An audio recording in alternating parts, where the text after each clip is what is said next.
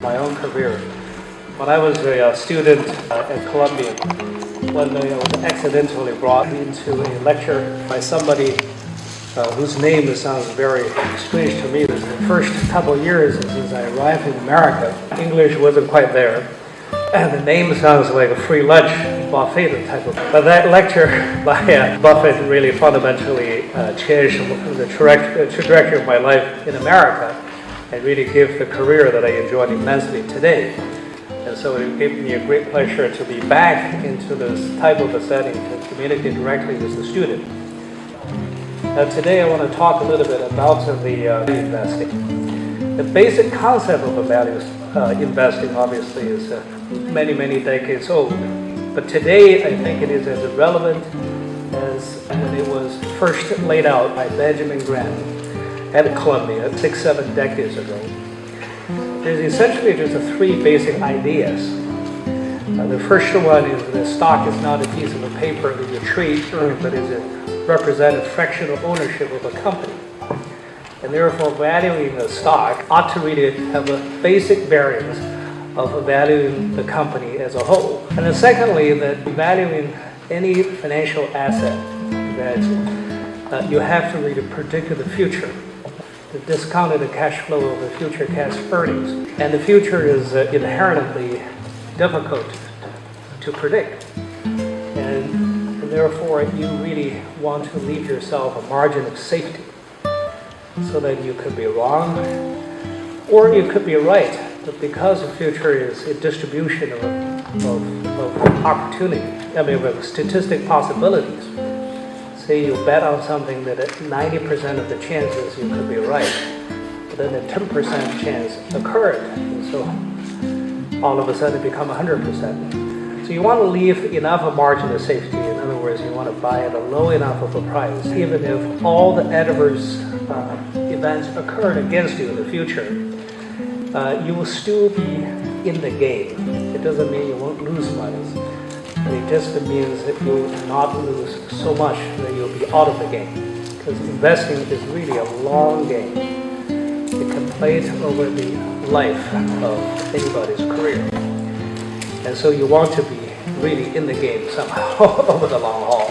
And the third concept is Mr. Market, to figure out a frame of mind to think that when the market is against you, really look at it as a neurotic Mr. Market that's prone for emotional and irrational behaviors. So those are the three basic concepts. At the heart of it is obviously this bargain idea that you want to really get what you pay for. Now, obviously that's what everybody wanted.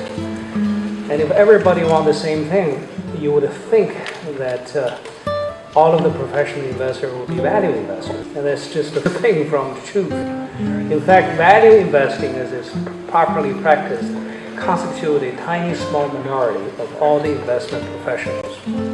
Majority of the people hold a different view. And let me just articulate for them the alternative views about investing.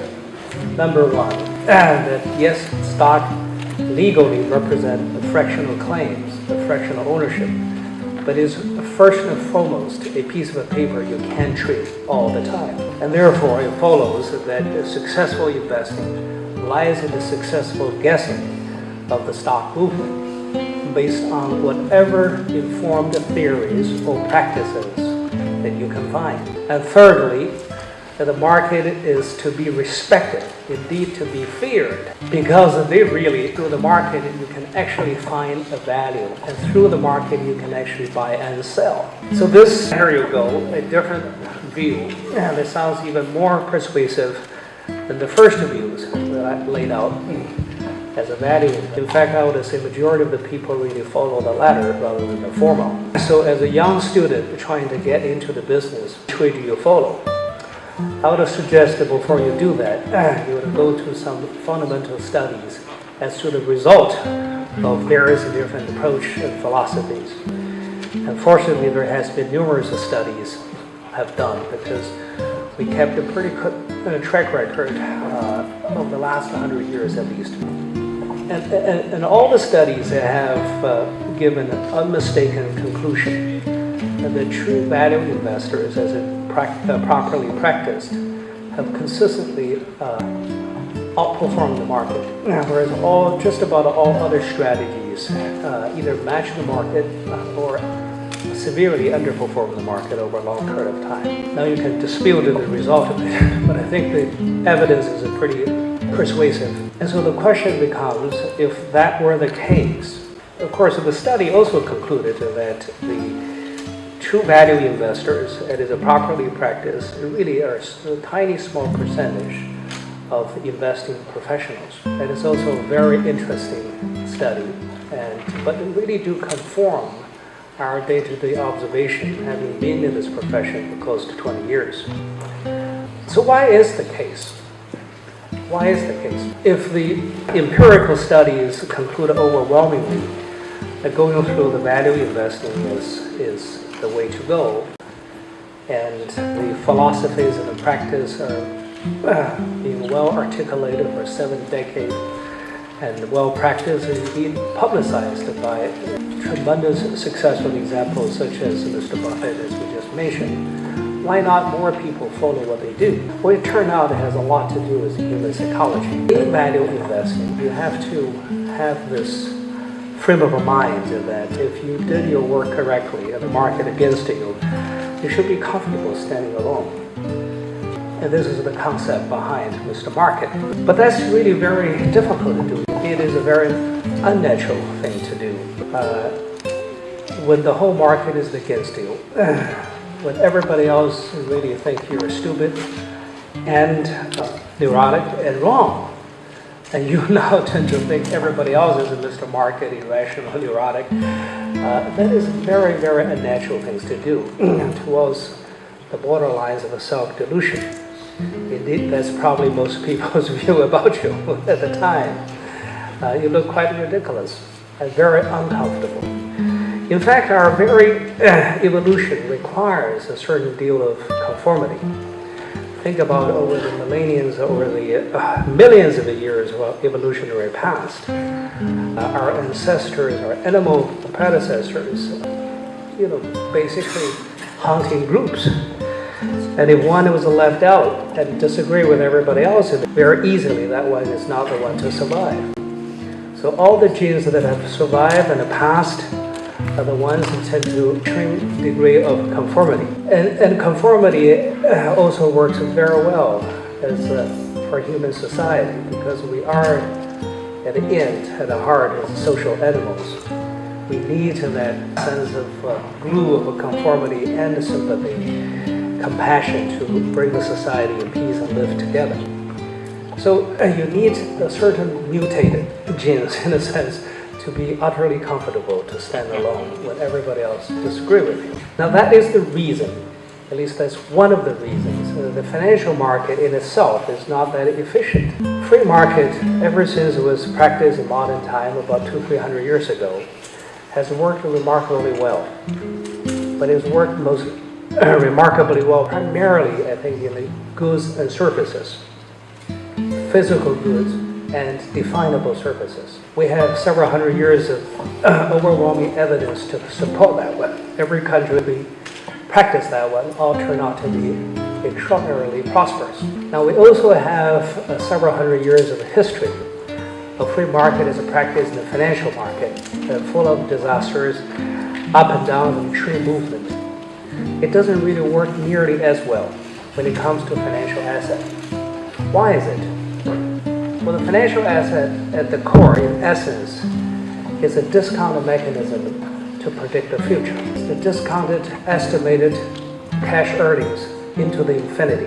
And of course, we all know, A, we cannot predict infinity, and B, we can't even predict immediately beyond what we can see, which is usually very short. And so there's a necessary element of a speculation and a guessing, estimation into evaluations of financial asset. When that is exaggerated, there is an element in stock market and the financial market in general, the element of a gambling, element of a guessing, element of a speculation. And as we all know, in pure casinos and pure gambling, there is a huge advantage, stock against players and really to the benefit of the casino owners who define the rules. And this is why gambling is such a profitable business. And yet that has never really persuaded the people away from gambling. There is a certain element that really fit human nature to love gambling. Even if everybody knows the odds are stacked against them. That has never prevented gambling from a very big business, especially when it's allowed and sanctioned by the government, such as a practice in Nevada or Macau and certain different geographies around the world. And so there is some aspect of that one in the financial market as well. And this is the reason why that it does not work perfectly well, as recently illustrated by the 2008-2009 financial crisis, which is only in the stream of a long history of financial crisis. But it doesn't really mean we have a better way of dealing with that. So it's just as Churchill said about democracy, is perhaps the worst except when compared with all the others. And so is the market. So is the free market when it comes to a financial asset.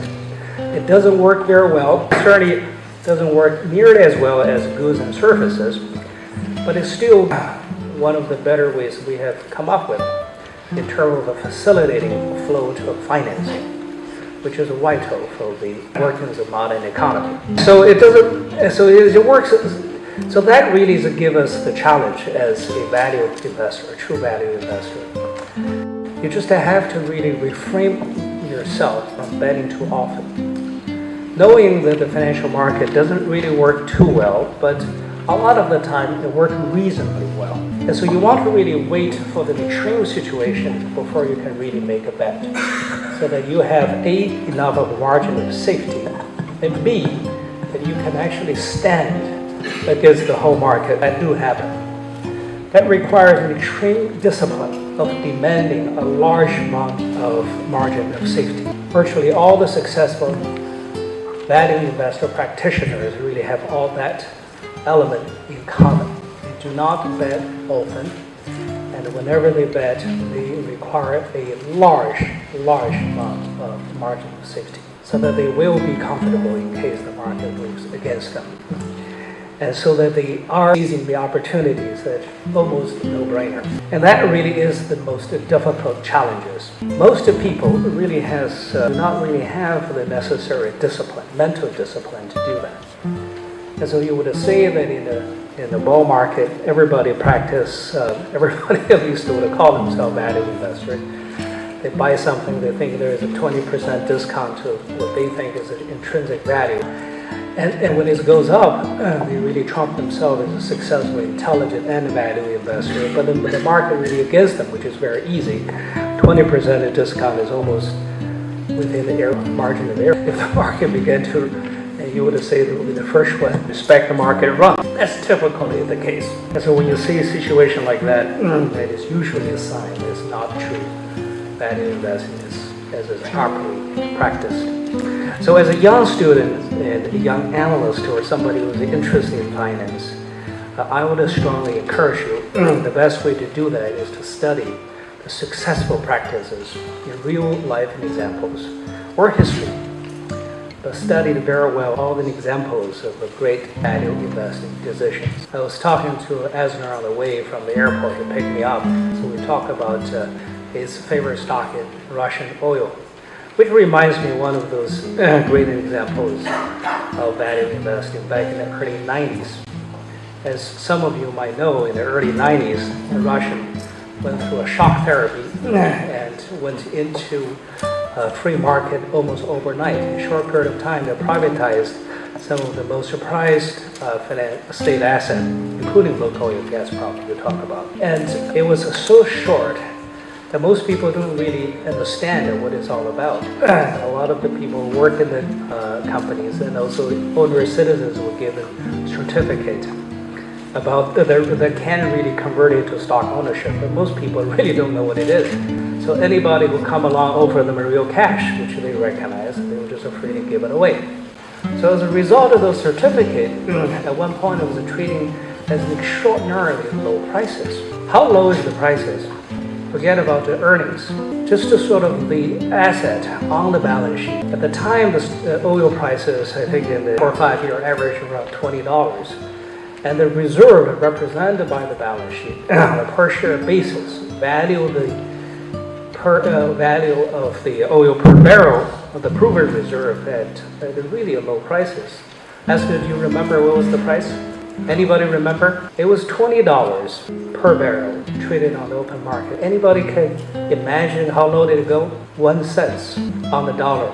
Sometime half cents on the dollar. In other words, about 10 cents to 20 cents per proven barrel of oil on the balance sheet. And that's not even counting the earnings from the company. This is how low it went. It was ridiculous. Now I thought at that point that that's some kind of a margin of safety. Even consider the political situation in Russia. And it ultimately traded up, for a longer period of time. It was at 20, 30 cents, 50 cents, and gradually moved to $1 and briefly traded to $3. And then a few years later, the Asian financial crisis occurred, and the Russian devalued the currency. So all of a sudden, the $2 oil no longer looks very protected because the currency literally at one point it went down 90%. 90. But if you really bought it at the 10 cents, which is a half percent of the value, less than, not the 10%, the value of the currency down 90%, you still came out quite all right. In fact, you still probably made it 10 times your money. That's how an extreme situation can become. That would be a good example to study. So that you can really withstand a situation, external shock, and really shock that one of the measure of value, in this case currency, by 90%, you still came out on top. That is how extreme it is, that concept of margin of safety, when you do practice. Take another example, a few years after, back in 97, 98, the oil on the open market worldwide traded below $10 for a period of several months. At the time, the 5-year average is probably 20, as I said it before, but also the majority, actually if not all of the productions on the West is above $10 cost. ExxonMobil, Shell, BP, you name it, everything outside Saudi Arabia, couple Gulf state countries, and part of Russia. Part of those is small portion. It's not that small, but it's still a fraction of the overall production. Everybody's become unprofitable at $10 per. And at the time, we have not really figured out how to replace gold. And so there were plenty companies at the time who's not losing money, even at the 10, and who's really making a great, and who has a huge amount on the balance sheet. And you can calculate as to what it is amount to per share. And so there's really examples after examples after examples. So in every period of time, since I was in business, this is from the mid-94, 95, so it's nearly 20 years, I've never really go through a period of time that I couldn't really find something just enticing and interesting. So if you especially operate a smaller pool of the money at any time, because you're really kind of choosing from 100,000 different securities, mostly stocks, all over the world. There are always opportunities like that that give you plenty of margin of safety. But of course, the most interesting thing you want to do is not only you're talking about an asset, you're talking about an enduring, earning, generating franchise, a compounding machine, in other words. If you can combine the cheap prices on the asset, and also the quality of the asset, the ability to consistently generate cash earnings on a compounded growing basis, that is the holy grail that you can really hold for the longest period of time. And no matter what the market really for or against you, you can really basically ignore it. Now, does a situation like that exist? I would argue it does. Maybe not for the larger amount of capital, but a smaller amount of capital. If I were a student today and it has a few tens of thousands of dollars, I'll be really very happy to live in the environment as it is today. Now, if I have a larger amount of money, we have multiple challenges all over the world, which we cannot really go into today. But if you have a smaller pool of money, there are tremendous opportunities like that in all small pockets. I'll give you an example that you can really do more work. to see whether it's interesting.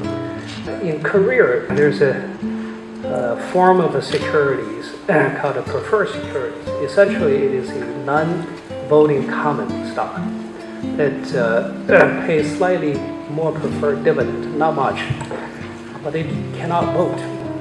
But for interesting reasons that they are trading sometime up to 70-80% discount to their common equivalent. And in that group of securities, there are several companies that really have enduring franchise, growing earnings and revenue on a compounded basis for over 3-4 decades. Whose franchise is nearly as a fortress, fortress-like.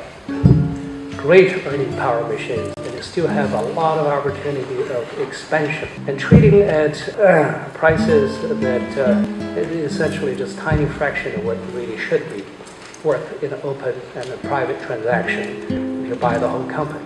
In fact, you have really a comparison of the common stock and the voting common stock equivalent. A situation just like that really exists even today. There's absolutely no reason, especially some of those companies that I talk about it, the family really controls the voting of the common anyway. So there is virtually no differences between the common, voting common and non-voting common. There was virtually no differences. And yet the trading was at 80% discount. I'm not talking about 20% discount, 80% discount. It's trading at 20 cents on the dollar if you believe that common value reflects the truth. So the opportunity, that my point is, really existed on all the different ones. So if you're starting your career, if you're young, if I were you, starting all over again, I would first study all the great examples in the past in which market went to the extreme on a small segment of securities that give you a tremendous margin of safety. Now, all sorts of things happen, you will still come out okay. Even if you lose money, you're still in the game. Study that one, and then study what is available today. And at any given time, there are always opportunities like that. And really it has something to do with our fundamental human psychology. As long as human remains the same, which I suspect we will after billions of years, that opportunity exists, which is quite an encouraging sign for young people. So if I were you, I would be very excited today, as I was when I was sitting in the audience in your shoe about 20 years ago. So good luck for that. So let's just go through a couple of examples. Unfortunately, what I'm doing today, I no longer talk about what we own. So I pick up a couple of examples of what I owned in the past. I started this business in late '97. And, along the way, been through a couple really traumatic events. One is sort of the Asian financial crisis, and then the technology bubble, a couple of different things. But during those period of time, you tend to have more interesting opportunities. Let's start with, let's go back to '98. So it was a fall in '98. And I tell you, the search that I go through are very simple because I'm interested in all sorts of different business. I usually just get menus. I got hooked to Value Line while I was a student here.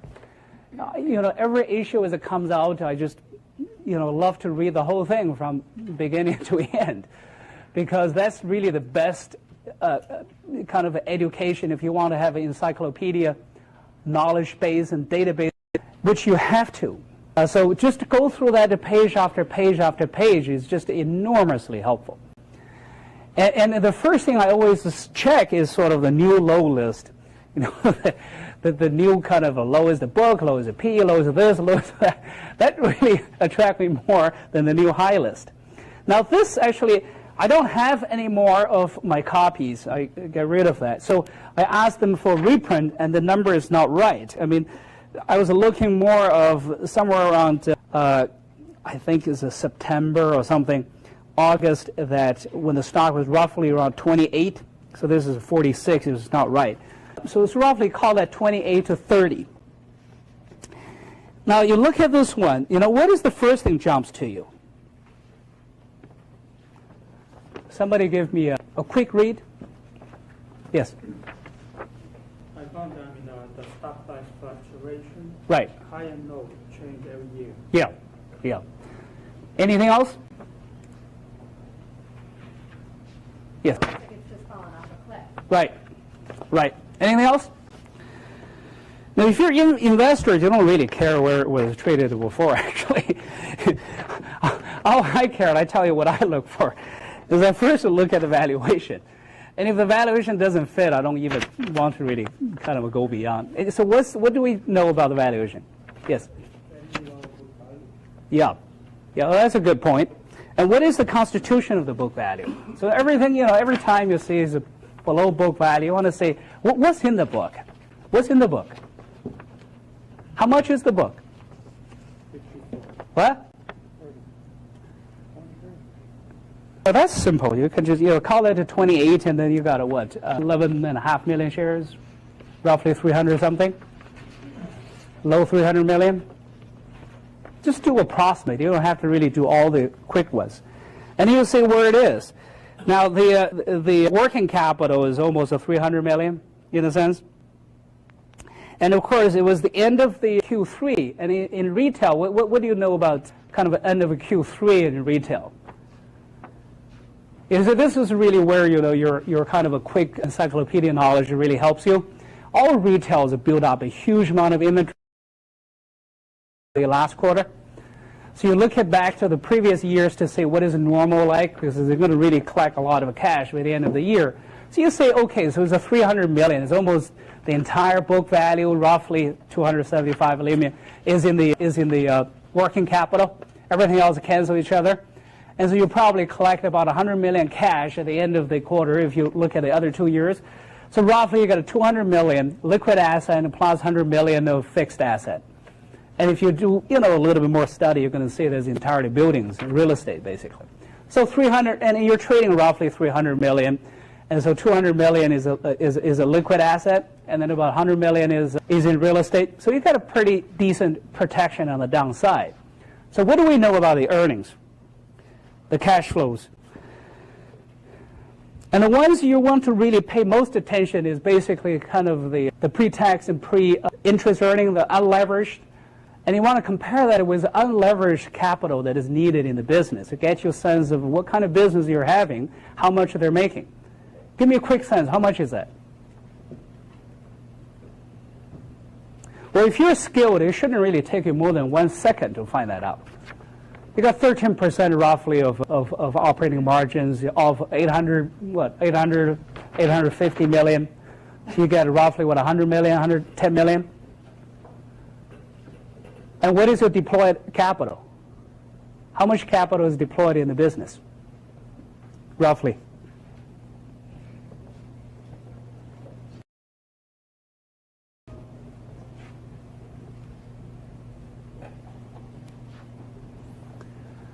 You would have roughly about, let's say, 200 million in liquid asset, and then about 100 million in buildings. And then the 200 million of liquid asset, probably 100 million is cash. So you roughly have a 200 million deployed capital, and roughly returns about $110 million. So your return on your deployed capital roughly around 50% at that point. So that's not a bad business. So you shouldn't really, you start with, say, you give a 5-second look and you say, hey, the business, I don't care, all the other things. The business was trading roughly, right around the book value. Book value is pretty clean. It basically consists of a tangible liquid asset, working capital, plus, 100 million in real estate. And the deployed capital is basically 2/3 of that. And for that 200 million, you return roughly 100 million or so. And so they shouldn't be bad business to begin with. So next you check sort of why this whole thing sort of fall apart at that point. Sort of a missing, whenever you say something like that, you say, wow, that's not a bad, if I own the whole business. Remember, you always sort of think as yourself as a business owner. If I own this business, if I can buy the whole business at this price, you probably want to own it. And it's not a bad name, right? Most people recognize Timberland as a brand, right? So what is the reason at the time? What's turned out is that was the height of the Asian financial crisis, that all their competitors, especially Nike and Reebok, see their sales, especially in Asia, falling out of a cliff. And so the whole contingency, sort of all the apparels, all the retails of shoes and international brand, anything that has exposure to Asia, all fall apart. But what else is going on? So you try to check, what other people are thinking about this. You may not really listen to their advice, but you want to really know what other people are looking at. So you check to see whether there's any analyst report. It turned out there's no analyst report. Nobody covered this. Well, for a company that's doing about $1 billion in sales, it's a reasonable company, it's a big brand. So why nobody kind of cover about this? Any possible reasons you can speculate? Yes? They don't have debt on the balance sheet, maybe they don't go to capital markets, and so they don't need, there's no analyst that basically sell products. Which is good or bad for you? For an investor, it's good. Fabulous for you. Fabulous for you. And you go back to, say, 10, 15 years. The good thing about value line is you go back to 10, 15 years, and you see whether they ever really need that money. What did you find in the business over the last whatever years? It's been growing. The profitability has improved dramatically over the recent years, but has always been pretty profitable. And therefore, their need for financial market is very limited. Any other reasons? What's the ownership structure? Yes? It's a family-owned business. Yes. What do you mean by family-owned? Like the family controls They own 40% of it. How much vote they control? like they have approximately. They have 100% vote, basically, 98%, right? So immediately that turn off a whole bunch of people. And then you see how the investor has been basically reacting to them in the past. You can do a quick kind of a data search. And this is really why, I say that a investor should really investigate a journalist, because we have a journalist here. I'm sure if I ask the journalist, look at this question, the first thing you would say would go through all of this question I just asked. And pretty easily you can find all the answers, and very quickly. And so you got to have a very active, very curious mind, and you just wouldn't really satisfy with any bogus answers. Otherwise, you can't really be in this business. So you go and you find there's actually a whole bunch of a different shareholder lawsuit. Now you have an owner owns 40%, owns almost 100% of the vote, and most of the shareholder doesn't have a vote, and you have no analysts cover them, and there are a whole bunch of shareholder lawsuit.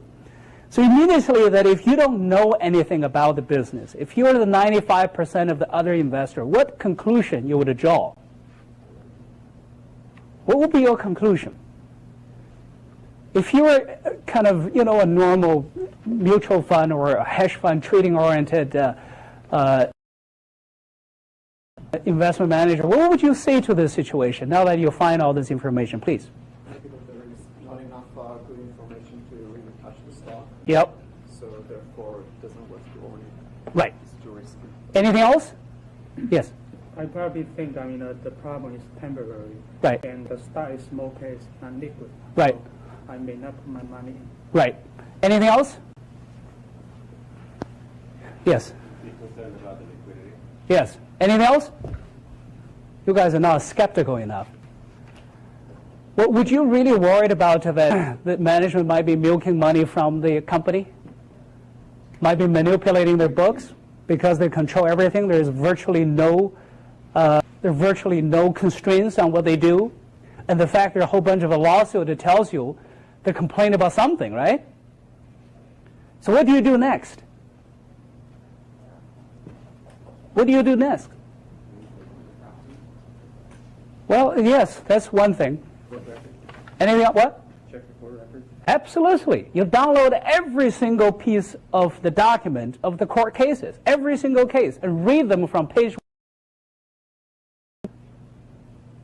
And that's why I was saying that if you don't have a curious mind, if you just want to do it because you want to make money out of it, the chances are you're not going to do this. You have to really figure that I'm just so curious. He said, what's happening this? This doesn't add up. And you have to dig every single thing. And so you read everything, as I did. The first part, it takes less than a couple minutes. You look at that one, you say, that's really what I do. I mean, all the questions you read leads you to all of that.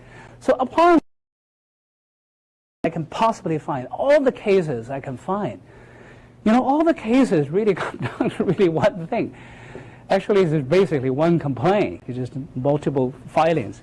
That somebody really say, well, they used to provide some guidance, and they didn't deliver, and the investor get pissed off. And so the owner also get pissed off. You can, vividly see his defense. You can get a sense of his personality by reading those documents. He said, you know what? I'm not going to do this anymore. I'm not going to talk to the street. I'm not going to give any guidance. I don't need a damn of a dollar from anybody else. The business is wonderful. Okay, so that removes a big cloud. So the next thing, what do? Well, if they really run this way, the next question is, okay, maybe they're not crooks, but are they good managers? How do we know that? Are they decent people? How do we know about that? How do we go about to find that? What do? You look at operating margins, but if you're not sure of the numbers that you're nudging the company, but they're making a profit, and if they're audited, so that. Sure. Anything else you can do? How do you know his personality? Yes. You try and call his neighbors. If you look up Good idea. the first directory, will give you their names and phone numbers. Great. What do you call? What do you tell the neighbors? I tell them the truth. I'm an investor. Yeah. I'm concerned. Well, one of the market's concerns maybe that management may not be honest, and I'd like your opinion on. Well, what if you just say, go to hell? You hang up? Well, I try and. Most people will tell you, go to hell. I'm busy. But it's a nice try. Anything else? Yeah. That's right. There was no Google back then. But that's a good idea. Now, the point is, you got to really go. Again, I just happen to have a journalist here, but I always view this job as investigative journalist. Most people who have built businesses also have a big personality, have a history you can go to audit, have left a trail of evidence of what kind of person they are, and what they have done, how they deal with the different situations. It is not that difficult, but you have to.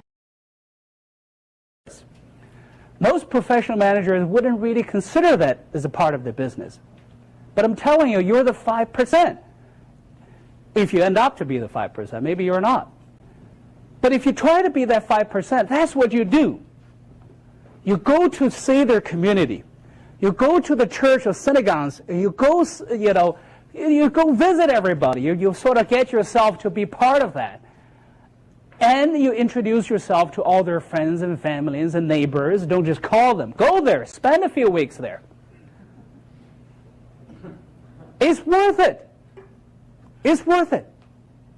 Just to spend as much time you can possibly be to try to find him. Find what he has done to his community. What does neighbors and friends say about him? That tells you more about this personality. And you want to find the family dynamics. This fellow actually only graduated high school, never really went to have a college. Relatively simple guy, but a nice, decent guy. Has been very philanthropic. Go to synagogues, but not terribly devoted. But the more interesting thing, he has a son who actually went to business school as well. It was actually my age at the time. It was in the mid-30s, early to mid-30s.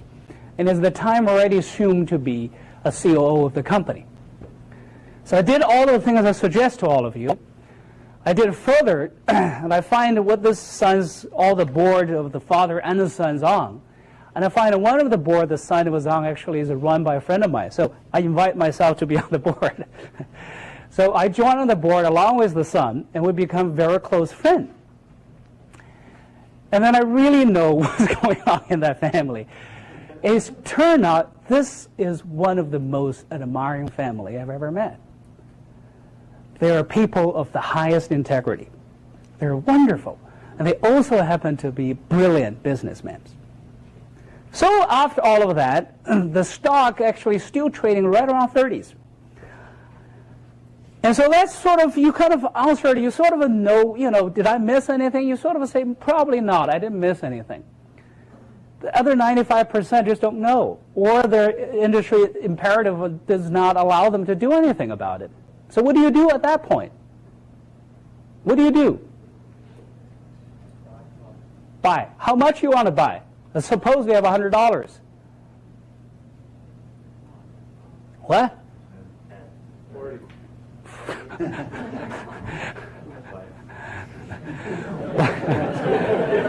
What? How much is that? 200? Okay.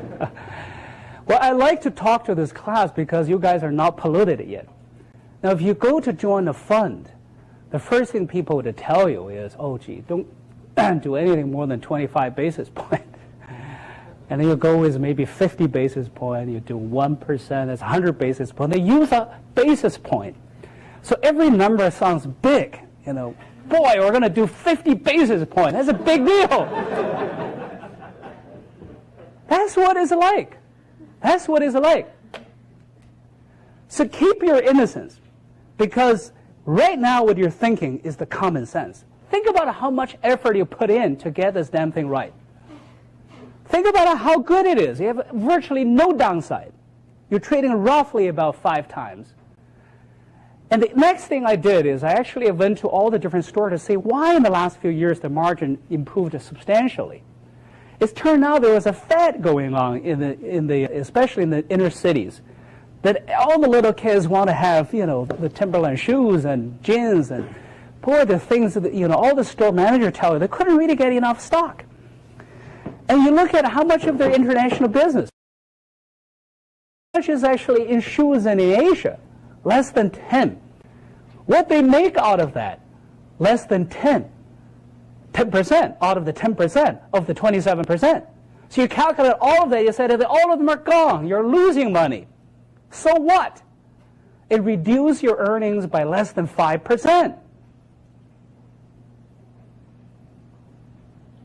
So I put a shitload of Anybody know what happens afterwards? In the next 2 years, you guys all have the internet. You can check right away. They don't let us check while we're in class. Really? You should do that.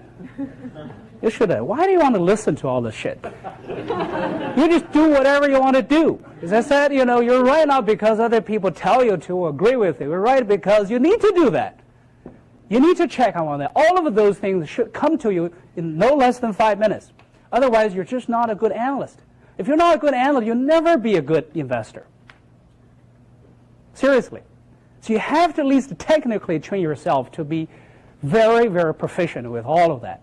Well, the next 2 years, this damn thing went up 7 times. And the truth of the matter is, during all those time, it was propelled by earnings. And so during all this time, you still did not have any risk. It's not like you're hiding, writing some technology company after they doubled, tripled. You expose yourself to a huge amount of attacks. It was never more than 15 times earnings. Never. But if you traded from 5 times to 15 times, and the earnings has been growing in that period of time 30% a year, that add up.